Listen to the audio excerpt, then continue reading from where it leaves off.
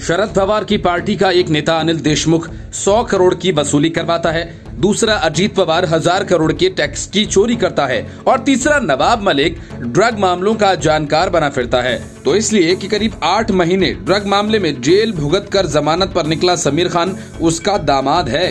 ये तीनों महाराष्ट्र की जुगाड़ वाली सरकार में मंत्री हैं।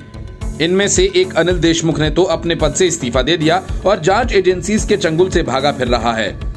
शाहरुख खान के बेटे आर्यन की ड्रग मामले में गिरफ्तारी के बाद सबसे ज्यादा आंसू बहाने वाले नेताओं में नवाब मलिक का नाम सबसे आगे है। नवाब मलिक ने एनसीबी के खिलाफ एक अघोषित जंग छेड़ रखी है। नवाब मलिक ने प्रेस कॉन्फ्रेंस में गुरुवार को फिर से नारकोटिक्स कंट्रोल ब्यूरो पर सवालिया निशान खड़े किए। नवाब मलिक ने कहा कि उनके दामाद के पास से कोई भी गांजा बरामद नहीं हुआ था। महाराष्ट्र सरकार इतना ही नहीं, नवाब मलिक ने अपनी जान को खतरा भी बताया और कहा कि मुझे जान से मारने की धमकियां मिल रही हैं। इसके बाद नवाब मलिक की सुरक्षा बढ़ा दी गई है। उनकी सुरक्षा बढ़ाकर Y+ कर दी गई है। अब उनकी सुरक्षा में 4 सिपाही रहेंगे।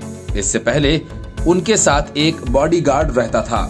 नवाब मलिक ने एनसीबी की ड्रग पार्टी की जांच की अनियमितता को लेकर कई बयान दिए थे, जिसके बाद से उन्हें फोन पर धमकियां मिल रही हैं। नवाब मलिक ने प्रेस कॉन्फ्रेंस कर एनसीबी और बीजेपी पर जबरदस्त हमला बोला।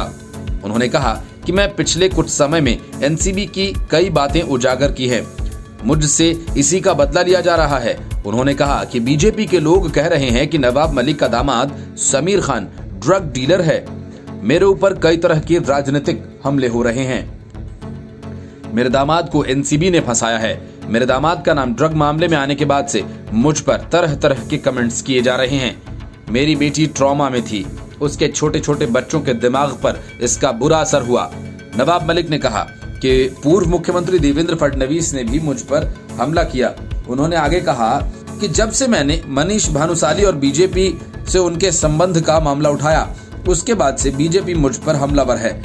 एक्टर सुशांत सिंह राजपूत की मौत के बाद बॉलीवुड में शुरू हुई ड्रग्स की जांच के दौरान एनसीबी ने नवाब मलिक के दामाद समीर खान को भी गिरफ्तार किया था।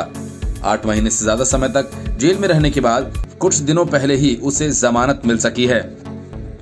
एनसीपी नेता ने कहा कि जनवरी में शाहिस्ता फर्नीचर वाला के गिरफ्तारी के बाद दिल्ली, नोएडा, गुरुग्राम, बेंगलुरु और मुच्छड़ पान वाले के यहाँ रेड हुई थी। रामपुर में भी छापा पड़ा, जिसका संबंध मेरे दामाद से बताया गया था। महाराष्ट्र के मंत्री ने कहा कि मेरे दामाद को फंसाया गया है।